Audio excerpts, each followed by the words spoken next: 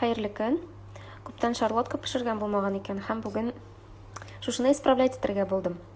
Значит, форманы майладым һәм шушында ук алмаларны салып куям. Алманы мин чистарт. Һәм шулай кубикларга кисеп куйдым.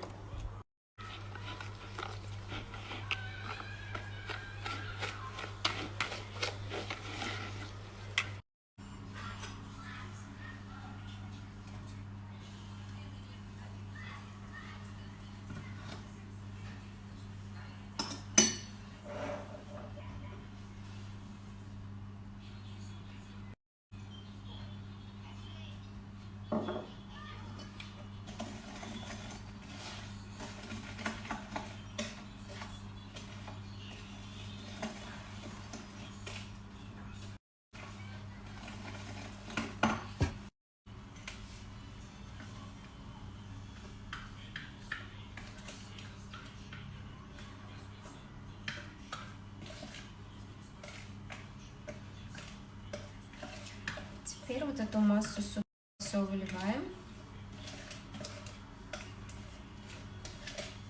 Она сама разровняется как нужно.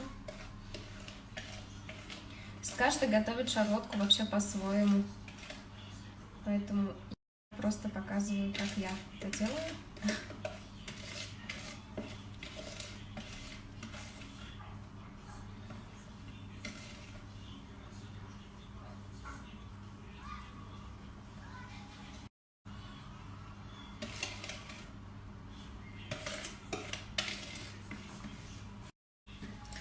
Еще сверху, перед тем, как отправить в духовку, можно добавить немножечко сливочного масла.